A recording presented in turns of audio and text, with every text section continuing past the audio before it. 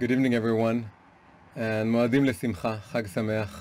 It's Sukkot now, beautiful, amazing holiday in which we all come out of our comfy homes and houses, and we move into a ramshackle, unsturdy, temporary dwelling place, which is the Sukkah, in order to remind ourselves of what our forefathers felt like when they were traveling through the desert in times of uncertainty, and the separation between us and the outside world is very, very weak. We can hear all the cars. I hope we'll manage to speak above this. And one of the most interesting things about Sukkot, and this is the element we want to focus on today, there are all kinds of things we can focus on, but we want to focus on today on the topic of the scroll of Kohelet.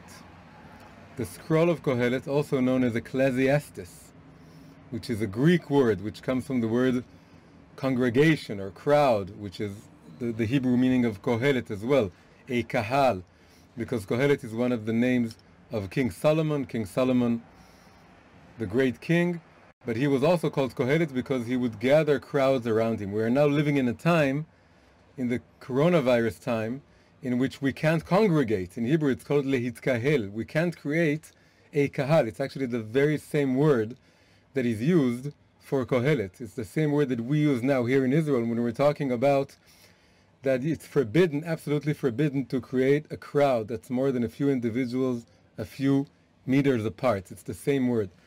So Kohelet is all about coming together as a crowd. We can't do this now on a physical level, but we can do it virtually. We're 16 people now, which is probably more than my sukkah can contain, which is really amazing. It means that although we can't congregate together in one place, the kahal that's even bigger, because it's virtual, it's online, we're in different continents, and we're coming together. It's very amazing. So we want to understand a little bit, touch a little bit on the topic of why the part from the Bible, the part from the Tanakh that we read on Sukkot is the scroll of Kohelet, the scroll of Ecclesiastes. There are 5 scrolls. On each of the festivals we read a scroll. So on Passover it's the scroll of the Song of Songs, and in Shavuot, the Festival of Weeks, it's the scroll of Ruth. And in the 9th day of Av, which is a negative day, it's the scroll of Eicha, which tells the story about the destruction. And on Sukkot, we read the scroll of Kohelet. So we want to understand a little bit about the connection between this scroll. What is the case in the Tanakh generally? It's a very deep and dense and sophisticated scroll. We're not going to open all its layers, but we want to touch a little bit upon its very meaning, what it's really all about. We want to sort of go over it very generally and understand what's going on there. What is it doing in the Bible? It's not obvious that it was contained in the Bible. When the Bible was edited, some of the books within it, there are 24 books, some of the books, it wasn't obvious that they're going to be there. It's not just in our eyes, it's not obvious. It was never obvious. They were debating if it's going to come in. The Song of Songs was one of them, and Ecclesiastes Kohelet was another, and for good reason. It's very strange to find such a scroll in the Bible, and also we want to understand what it has to do with Sukkot. So we'll start with this. We'll start with that.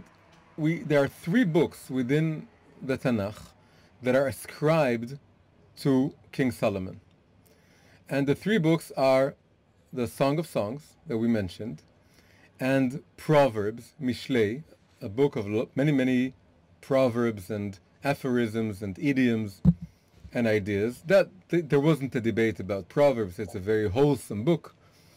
But there was a debate about the Song of Songs, and there was a debate about Ecclesiastes. And these are the 3 books that King Solomon wrote that are included in the Bible. He wrote many more books, but only these 3 were included in the Tanakh. So it's a big question. What was the order that he wrote them? Which did he write first, and which second, and which third? So the most common opinion is that when he was young, he wrote poetry. He wrote the Song of Songs, and it's a love song. When you're young, you're in love, and it's all you think about. And he wrote a very romantic, very beautiful Song of Songs, the Song of, or Solomon's Song as it's also called, and that was in his youth. And then as he matured and he became wiser, he started writing the book of Proverbs, Mishlei. That also has to do with his name, Shlomo and Mishlei. It's made up of the same root letters, and all of his essence, his being, was really all about coming up with metaphors and fables and ideas that help us understand the deep concepts of the Torah and why we need the wisdom of the Torah. And it's a book of wisdom. So that's the book of Proverbs. He wrote that when he matured. And then, so goes this interpretation, he wrote Kohelet when he was old and bitter. So it's the opposite extreme of the Song of Songs. And it also makes sense why these two writings were problematic. The youthful writing of the Song of Songs, because it's so, it appears to be very erotic, and that could be a problematic in a book that in the Tanakh, in the book of Jewish law, which has a lot to do with being modest and so on. And also what he wrote when he was old. When he was old, there's something about the book of Ecclesiastes, of Kohelet, that seems to be very, very pessimistic. So he was an old man. That's what it's. That's the basic explanation. Now, the other big conundrum that we have, other than what is it doing in the Tanakh generally, is what is it doing in the festival of tabernacles, in the of Sukkot? Why? Because the festival of Sukkot is supposed to be the most joyous of all holidays. This is the holiday of which the Torah says, "V'samachta b'chagecha v'ayita ach sameach." You shall be merry in your festivals, and you should be only merry. The only thing you should be is extremely happy and joyful, and just a week of celebrating. And the joy of Sukkot is unsurpassed and unmatched in any other time of the year. That's what it was said. So how come on the festival, in the 1 week that's supposed to be the most joyous, the most fun, we open a book that opens with, and I'm going to read from the Art Scroll translation. Of course, there are many translations; they're all very different, but it's good enough to get the vibe. It opens with utter futility, says Kohelet. Utter futility, all is futile. And then it goes on to say what real value is there for a man in all the gains he makes beneath the sun. And later on, he goes to talk also against merriment. It's so contradictory to the essence of Sukkot, or so it appears. I said to myself, "Come, I will treat you to merriment, taste mirth." That too I found was futile. Of course, the Hebrew word for futile is hevel. Hevel means the breath that comes out of your mouth, and the idea is that everything in life is transient and it dissipates just like the breath that comes out of your mouth. And he says this about everything in the world, and it's extremely, when you just read it, it's extremely depressing. So in the most happy holiday of the year, we have the most depressing book of the Tanakh, and this is a good question to start a class with. And we'll just quote a few more pearls from the scroll. He says, "And so I loathed life, for I was distressed by all that goes on under the sun, because everything is futile and pursuit of wind." And then he says, "Then I accounted those who died long since more fortunate than those who are still living, and happier than either those who passed away already and those who now live are those that have not yet come into being and have never witnessed the miseries that go on under the sun." These are from the opening chapters. Later on, it becomes more complicated, and then he has some verses that speak of the merits of happiness and of the merit of being alive. He says it's better to be a dog who's alive than a lion who's dead. So there's a lot of inner contradictions, but the overall feeling, the overall emotion that this book evokes is of life being futile and life being pointless. And that's the general feel that we get of the book, excluding the last chapter, and especially the last 2 verses, in which he suddenly switches direction and he finds meaning in life. But that's the 12th chapter. You have 11 chapters which are generally, broadly speaking, very pessimistic, and in the end he finds some meaning, but it appears so small in comparison to the rest. So the question really still remains, why not just write the final chapter? Why not just write the final line in which it says there is a purpose to life, which is to serve God? That's what it says in the final 2 verses, especially the verse before last, which we read last. We're going to look at those verses in a minute. So it's very confusing. We have this happy holiday, we enter the sukkah, there's a roof of vegetables over our head, we're holding vegetables, everything is alive when you're holding vegetables. If the vegetables aren't alive and they're not green, you can't use them. And so it's true that we experience the transiency of everything, but it's in a very joyful way. And then we're stuck in the sukkah with this very bitter old man. I'm exaggerating, but that's the feeling when you're studying Kohelet in the sukkah and you don't figure out what the secret here is. So that's what we want to understand. And even the street just became quiet for the dramatic impact of now we want to figure out what the secret is all about. So we're going to start with this, with making the following the point. As I said, there is a bigger question in the background. The bigger question in the background is, what is this book doing in the Bible at all? And the reason this is a big question is that when you look at the Bible historically, when you're comparing the Bible to other religions and mythologies and cultures that existed in the world pre-biblical times or in early biblical times, when we're talking about the Torah being given, and then later on as it's being written, as the later aspects of it are being written. So the Torah, the 5 books, are given during the 40 years of the desert, but there's a lot of history, human history, that precedes this time. And then over the next few centuries, the books of the prophets are written and the writings are written. And throughout this time that the Bible is formed.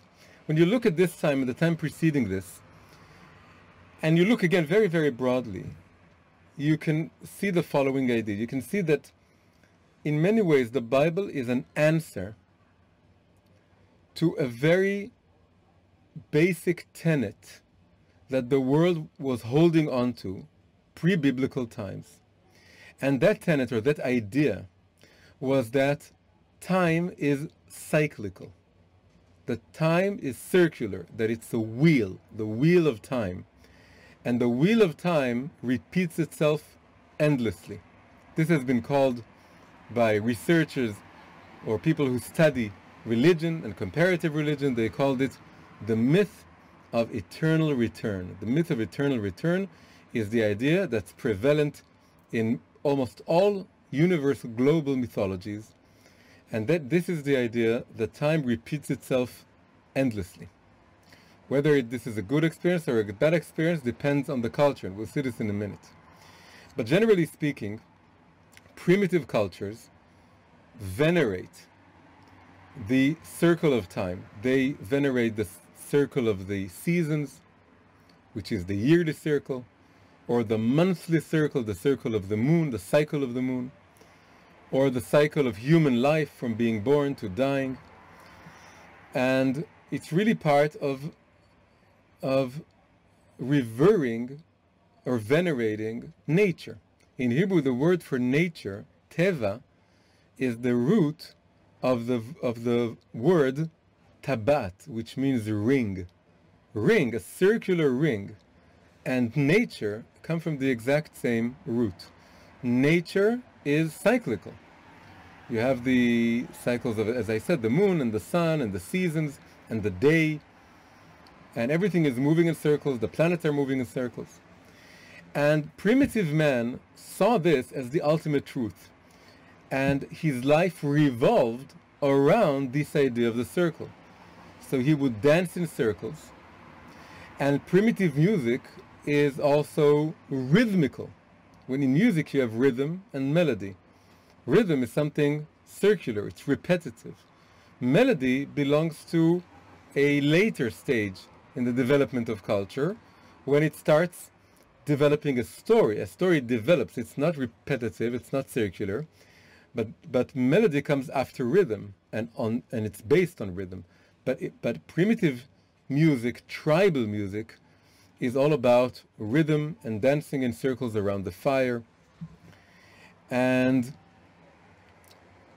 this is in many ways, the strongest, most basic motif of all primitive, basic mythologies in the world. They all spoke about the different changes in life as coming out and coming back in to this circle. The circle was the ultimate truth, and our purpose was to melt into this circle, to join the circle of life, the circular dance of life. And creating a line means breaking the circle. Creating a line was a bad thing, was considered a negative thing. History, linear time, linear development was something that was considered negative because it changes the eternal repetition of the circle of nature and the circle of the cosmos. And this is, and you can look this up if you Google the idea of the myth of eternal return, you can read a lot about this. And it's so prevalent in so many cultures, you can't ignore it. And when you can think about it, it's very intuitive, because if you look at nature, that does appear to be the ultimate meaning of everything. The sun rises and the sun sets, and the moon waxes and the moon wanes, and the seasons, you have the tree shedding its leaves, and then it grows new leaves, and everything is cyclical. And they wanted to echo this and repeat this.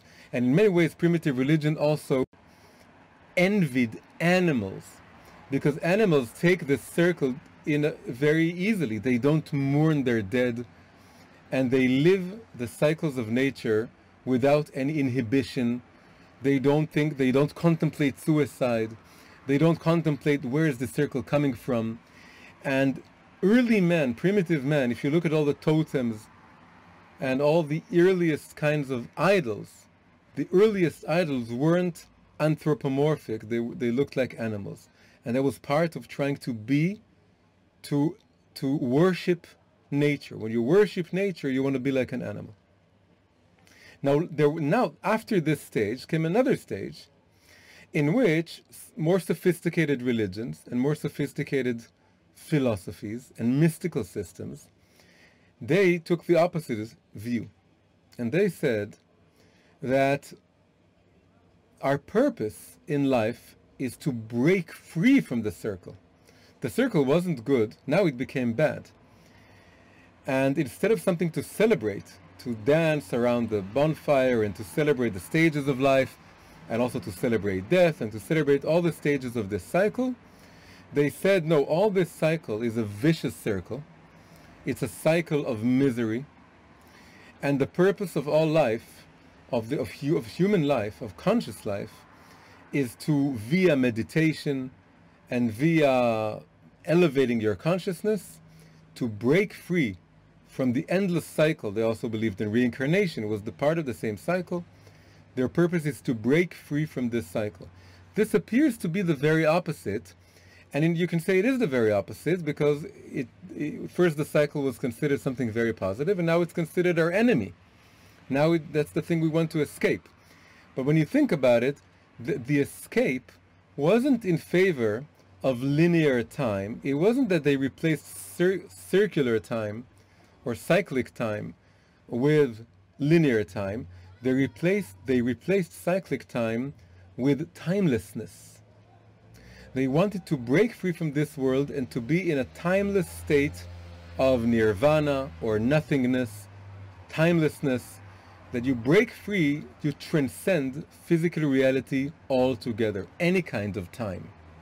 So in many ways, the primitive view that worshipped the circular time, and the later, that you find this in Buddhism and Hinduism, at least in the higher levels of those religions, among the monks and the sages. What they aspire to is to come out of time altogether. And what these two views have in common is that they're both ahistorical. They're against the idea of time, of living within the dimension of time and building forward and advancing and advancing the world, this world, into a better place. The idea of linear time and progression and growth and developing the world and really redeeming the world exists in neither of these two worldviews. It doesn't exist in the primitive worldview that worships the circle, because if you want to change something, it becomes wrong. You have to preserve the circle. And it also doesn't exist in the religion that wants to leave this world and to transcend this world and come out of this and remove the shackles of this world, because it doesn't want to redeem this world. It doesn't care about this world anymore. And in many ways, when you look at the Bible is one huge reply to this kind of worldview. It starts in Genesis, but as opposed to the most mythologies that also may have a kind of Genesis, they have reality coming out of some primordial void. But if you look at the way they end, you can see this in Norse mythology and in Greek mythology, reality ends up coming back into the void. It dissolves, it disintegrates because of this cyclical worldview. This is why Greek culture ultimately saw this world as one big tragedy. That's the source of the tragic worldview, and the reason that the highest form of art in Greece was the tragedy, because that's how they perceived nature. And their mythologies echoed this with the idea that everything goes back into the void.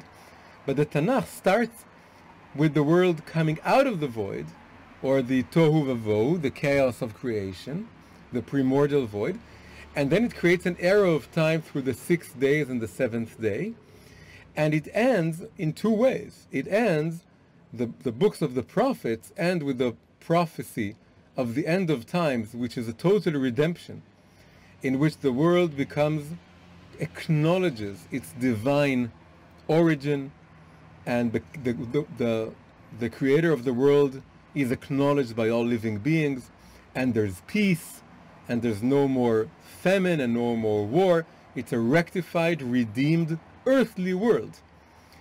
And it doesn't go back. It's very, very, very linear. And in many ways, this is the origin of writing history, not just in the sense of writing chronology. Before the Bible, a lot of peoples, a lot of kingdoms wrote chronologies. They wrote they chronicled events. This happened, and this happened, and this happened. But there's no progression. It's just one king and the other king, and one war and another war. But the Bible, when you look at the beginning and the end, and I was about to say there are two endings to the Bible. One ending is the prophetic ending. That's in the books of the prophets. And the other ending is the historical ending, which is the end of the Babylonian exile. The end of the Babylonian exile is the second time. It's a redemption. There was the redemption from Egypt. That's how we can talk now about three endings. The Torah ends with the redemption of the ending, the redemption of coming out of Egypt, when the people of Israel reach the land of Israel. And then the Tanakh altogether ends with the second return of the Jewish people to its land at the end of the Babylonian exile, as they're about to build the second temple. And also in between you have the prophets that talk about the third ending. It's wedged there in the middle, very interestingly. And that talks about the end of all times, which is the ultimate redemption. It's really coming back from the exile of the second temple. So it's very, very interesting when you look at it from this perspective. The whole purpose of the Tanakh is to draw a line. In Hebrew, the word line, kav, is the root of the word hope. You can say that when the Tanakh draws this linear line and tells us that although the circles of time, of the seasons, week and the month and all these, they exist and they're part of, and you have to do. You need holidays and you need to celebrate all the all the different stations in the cycle of life and in the cycle of the year. And but by putting them in the context of a linear vision of history, those circles become a spiral of progression. And the idea is that we're not going in circles, also not running away. We're using the circle in order to try and progress and advance. And even if there are setbacks in a spiral, it depends on how you draw the spiral. All kinds of ways of drawing a spiral. But one of the ways is that you go back and forth, but you're still advancing. So there are sometimes it seems like you're receding. For example, if we, like I said, the Torah ends with us coming to the land of Israel, but then later on we're exiled. And then the books of Ezra and Nehemiah tell us about coming back. So even when we're exiled, it's really part of a progression. We never assume, oh, so now that the Babylonian exile happened, it means we're just going back to Egypt and everything reverts back to the previous bad times. No, we're saying now it's in favor of coming back and building a temple that's somehow more advanced and creating a Jewish life that's more advanced. Even when we're going back, we're really going forward. This is an optimistic, life-choosing philosophy that the Bible is sort of placing in front of us as a massive reply to the two versions of ahistorical religions. The circular one that worships the cycles of nature, and the timeless one, which is maybe also like a kind of circle, but it's a circle that's outside of this world. It's not the cycle of nature, it's the cycle of transcendent consciousness that is beyond time. And as I said, they're both ahistorical, or they don't have the element of. So, going back to our question, just one final idea. Not only is the Tanakh such an argument for timeliness as opposed to timelessness, there's something very interesting when you look at the story of creation. We have 22 letters in the Hebrew alphabet, and the story of creation is supposed to have all of those letters, because this is really about the world being created out of letters. The word is created out of speech, but amazingly, one letter is missing. You can't find it anywhere in the story of the creation. At least we're talking about the first story. It talks about the 7 days, and even the second one, it takes some time until this letter appears. It's the letter Samech. Samech, of course, is the circular letter.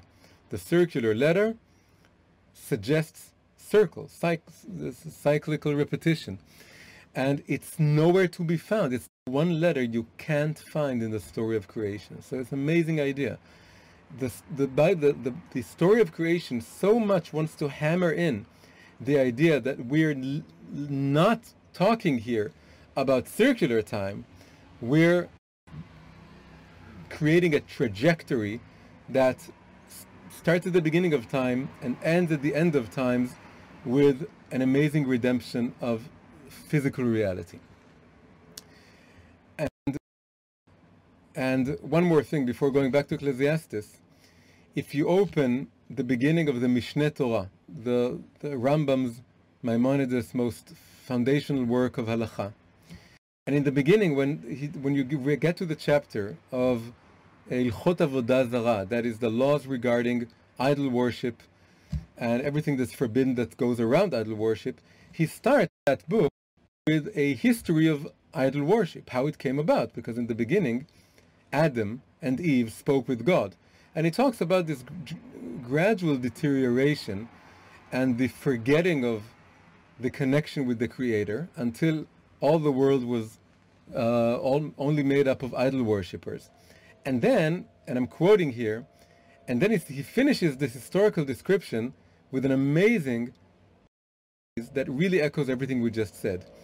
He said, and on this path, the world continued its course of circuity.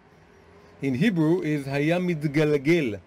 The word would roll and roll and roll, generation after generation, for almost 19 generations. Abraham was the 20th generation, and that's what he's getting to. So on this path, the world continued its course of circuity until the birth of the firmest pillar of the world, Abraham our father. And of course, nothing is accidental here. He used the word mitgalgel. The word continued in its course of circuity, and then he uses the image of a pillar. He likens Abraham to a pillar because a pillar is linear. With Abraham, the recollection that the world is not a cycle. It's not an endless cycle with no meaning and no end point. The pillar points upwards outside of the circle at God the Creator, and creates also a trajectory, a line that we can follow. So, after all of this, we go back to Ecclesiastes. What is Ecclesiastes doing, Kohelet? And he ruins everything. Inside the Tanakh, which is all about coming out of the circle, we suddenly find a book that's all about the circle. And all he talks about is how everything goes in circles. That the wind goes and the wind comes back, and the sun goes and the sun comes back, and there's nothing new under the sun. And the epitome of this, the highest point, is of course the most famous, has been made into a famous song, the description of all the different stages of life, that it says a time to be born and a time to die, a time to plant and a time to uproot, and a time to kill and a time to heal, and all this until a time of war and a time of peace.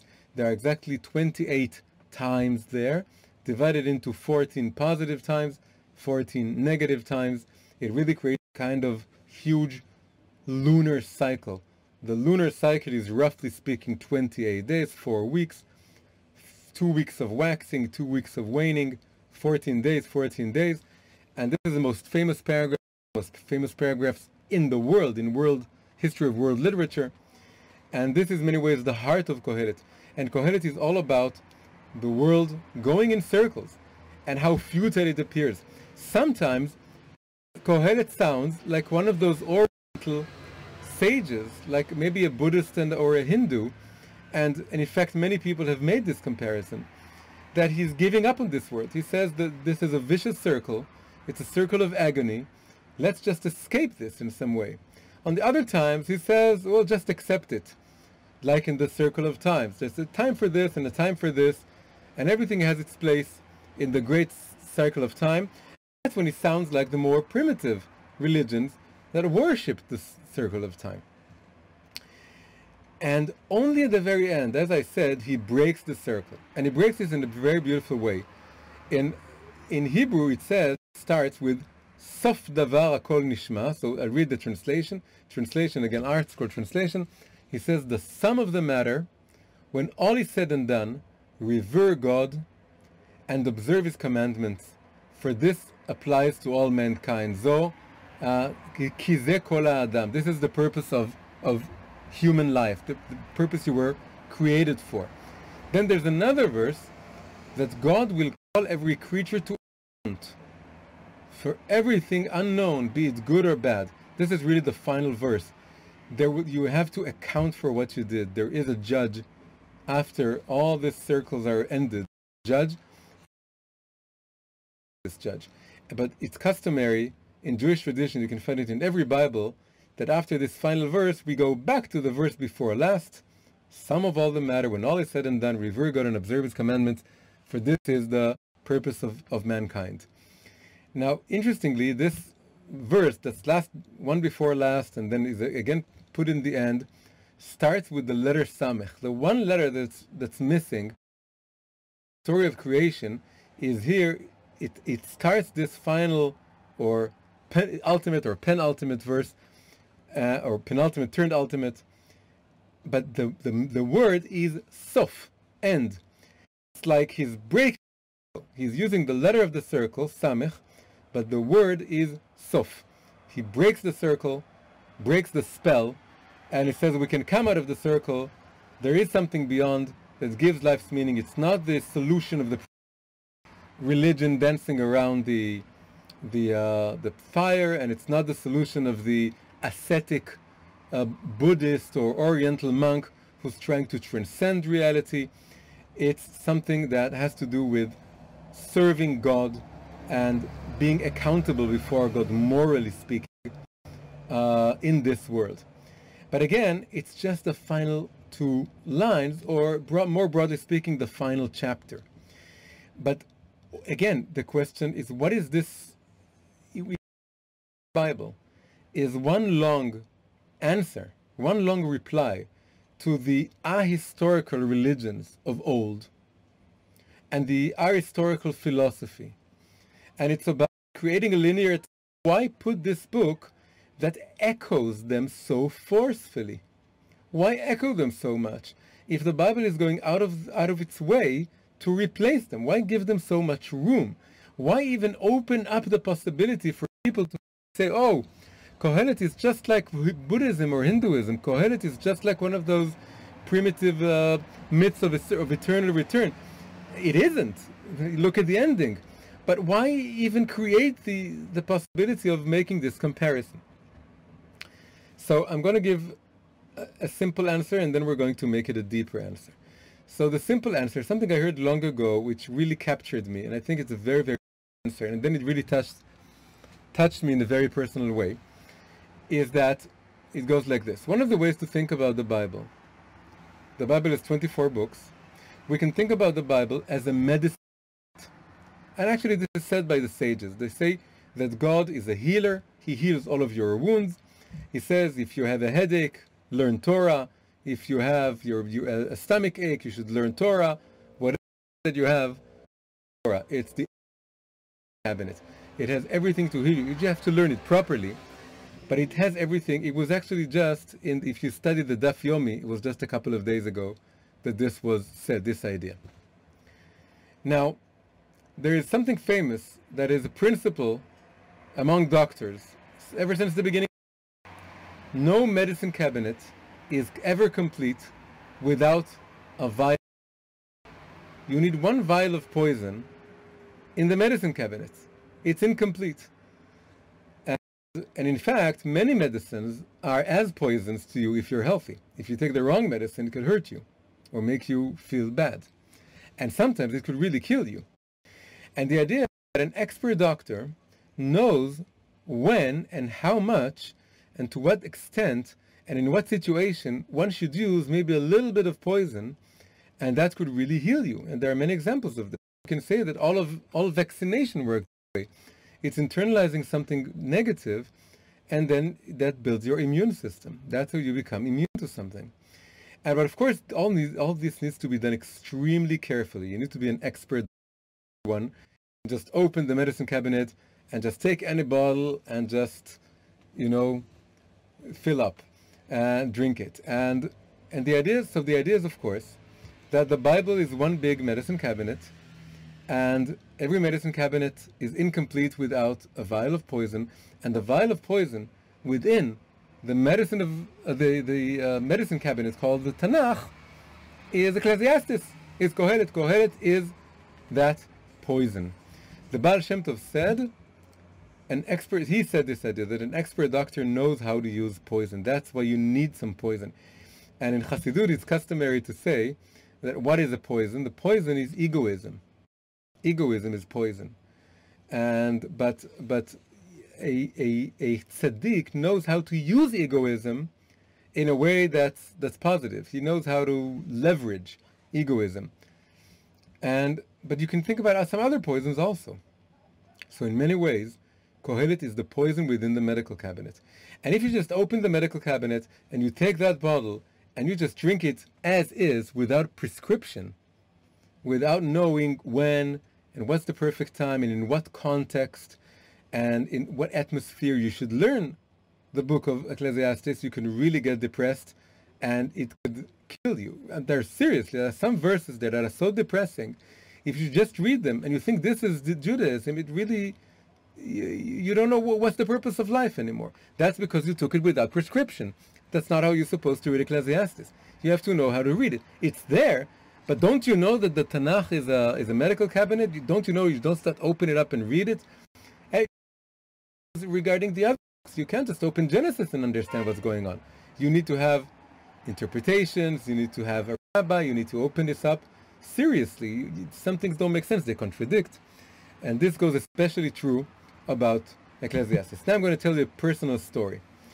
And about a situation in my personal life that Kohelet was the cure for me.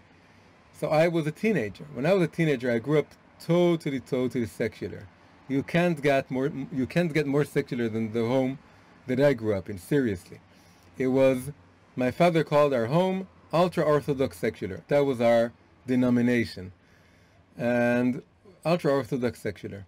No mezuzah, no bar mitzvah, and a lot of cynicism regarding anything religious and anything Jewish in many ways. And my father did love the Tanakh very much as a work of literature. He was himself a poet and writer, and he liked the Hebrew language very much, and so he loved the Tanakh, and he knew bits by heart, but very much disconnected from faith or religion. And of course, don't bring the rabbis into the picture at all, just read the Tanakh. And then one day when I was a teenager, I didn't like the Tanakh also, so I was worse. My father at least liked the Bible. I didn't like the Bible. It was the one subject in secular schools. You have a lot of hours or classes are dedicated to Tanakh, but I hated Tanakh. I didn't want anything to do with Judaism at all. But then one day I was bored. And when I was bored, I picked up the Tanakh and I just went over it.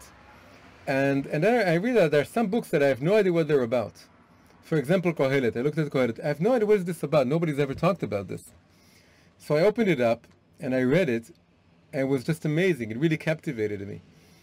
And I felt it echoed my secular, existential, absurdist philosophy.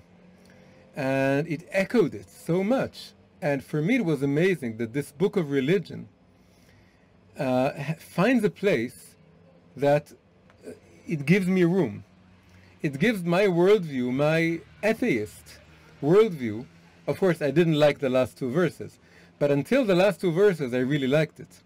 And in fact, I was so moved by this, I remember rushing to my father and telling him, I finally found something in the Tanakh that I really enjoyed.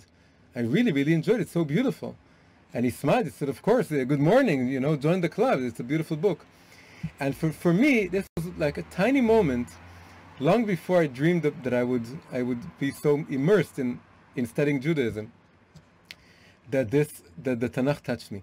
And so this is, I think, an example, and of course it's not just me, many people have this experience, that there's something comforting, ironically, there's something very comforting about Kohelet being there and echoing the apparent meaninglessness or futility of life. And there's something about talking about faith, redemption, providence, there being a judge, there being someone who governs reality, having all these ideas without giving some room to the fact that down here, it doesn't appear this way most of the time. And a great deal of the time, it appears that we're very much alone, things don't make sense. And there's something amazingly comforting. If you come to someone and you tell him, if you come with this higher truth about there being a God and a higher truth and everything is progressing and everything is advancing, but you don't address the experience of being down here in the dark and down here going in circles and not understanding why we're going in circles and having this endless cycle of exile and problems and illnesses and wars and being tired and not understanding things, it doesn't ring true. This whole talk about redemption and providence, it doesn't ring true, but it does ring true if you give some room. So this is the poison. It's a poison, but if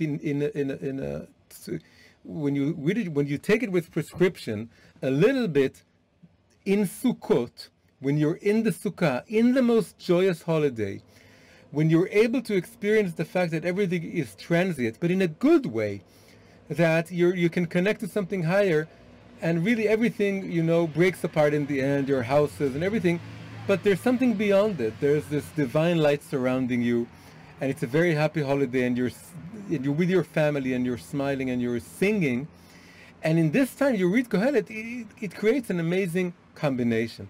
So that's the first level of the answer. We started late and we have to finish in a few minutes, but we have to get to the deeper answer. The deeper answer is that we said that we spoke about two worldviews in the beginning of human history. One, the primitive religion that has to do with worshipping circular time, and the other that wants to transcend time and sort of connect to a higher circle of timelessness. And then we said that the Tanakh is all about creating a line of hope, or you can say a rope of hope, because line is also a rope. And so you have a rope of hope that sort of takes you up. But really what it's supposed to do, it's supposed to connect it to circles. And what do I mean connected to circles? The idea is that, according to Kabbalah, we have the circle of nature, Taba'at HaTeva, right? Nature, same root as Tabat, ring. But you also have something called the surrounding lights, the divine surrounding lights. God reveals himself in a revealed light. This is called the light that fills up the world. It comes into the world. This is the Torah itself. Torah, prophecies, everything we understand. This is like the line, the rope of hope, that is sort of like a line that rescues us, like a rope that takes us out of this circular pit that we're in this world. But there's another circle, which is the circle of surrounding lights. It's not the linear light, and it's not the dark circle of this world. It's a circle of light beyond this world, which is really the faith that God is equally everywhere, that he's both in the good and in the bad, he's both in the light and in the dark. He's when you're up and when you're down, he's there always and at all times. He's omnipresent, and everything he does is part of this, is everything that happens to you is supposed to help you connect to this higher level of godliness, which is the level of the surrounding light. It's called the light that surrounds all the worlds. Sovev kol almin. Again, it starts with Samech, the circular letter. Sovev kol almin. So the idea is that the sukkah is a physical manifestation of this light. It surrounds us on all sides, right? We're above it and we're below it, and it's all four sides of us. And it's a manifestation of this surrounding light. And the reason that Kohelet stresses the circle so much and makes it present so much. Now he doesn't just jump over to the last two verses, but he talks so long about the circle, is that when you read it in a deep way, it's supposed to sort of pull down into your small circle of life, into your tiny circle of who you are and where you are, to pull in, gather in those lights. Just as when we're standing in the sukkah and we're taking the lulav, we're pulling in the lights from all six directions. We want to pull in the consciousness, the surrounding light consciousness, that we know in the background that God is everywhere, that everything is for the best. We want to make it present. And this is also a kind of circle. It's the mystical circle that the mystics want to run away to. We want to take this mystical circle and pull it down into this world. It's really to take the high mystical circle of timelessness and to put it into the cycle of nature and the cycle of the seasons and the cycle of the day and the of life, and to experience them together. So it really takes the line of the Tanakh, this line of hope or rope of hope, and brings it to its goal, to its purpose. Its purpose is not just to replace the circle, it's to connect those two circles, so that they all work together. The circular time, the linear time, and the mystical circle beyond time all work together. They come together in our linear life. We want to live and work and advance and serve God in this world, and within the circle of the day and night and month and week and month and year and everything, we want to constantly experience the circular light that surrounds all the worlds. So this is really what Kohelet is all about, and ultimately what the final chapter is all about, and some chapters beyond it, because it's all interwoven there. But if you read it carefully, you see that really what it wants to do is to make you appreciate each and every moment. It wants to make you appreciate each and every, this is the idea of the Sukkah that's so transient. Now it's here and tomorrow it'll be gone, but you can capture the moment. It's the Jewish carpe diem, capture the day, capture the moment, but not just feeling as an experience, maybe the original. It sees the opportunity to experience the divine light that's beyond this world, that's omnipresent in this moment, in this place and time, in one moment. You can experience it here and now. You can pull down the light into your particular moment in life. So ultimately, it's an extremely optimistic book. What appeared to be the most pessimistic book is really the most optimistic book. And not only that, but it's not only is it not the opposite of what the entire Bible is all about. That's how we started. The Bible is all linear and Kohelet is all circular. It's the exact opposite. It tells us what the purpose of the line is. The purpose of the line is not that we be on this line and that we let go of the circle. The point is that we connect the higher circle of the divine light that surrounds all the worlds, the higher samech, the higher circle of light, and pull it into this world and experience it in this world each and every moment. This is what Kohelet is all about, and if you read it, you can find bits of wisdom that tell you how to do this. And the rest we can maybe explore in some other class, because we really have to end now. So I'm very happy you joined us, and in such a short notice. And I wish you all a very happy Sukkot, a few more days to enjoy this, to bask in this amazing, beautiful, divine light. Just, drink it all up and fill ourselves with this light, and it can give us the strength and the simcha, the joy, the happiness to give us fuel for the entire year. So I really bless you all with a wonderful Chag Sukkot and a wonderful year. And we'll see each other next week. Hi, if you enjoyed this video, please press like and subscribe to the channel. Also, please consider supporting me on Patreon. Patreon is a platform for supporting independent creators. You can find the link in the description below. Thank you very much.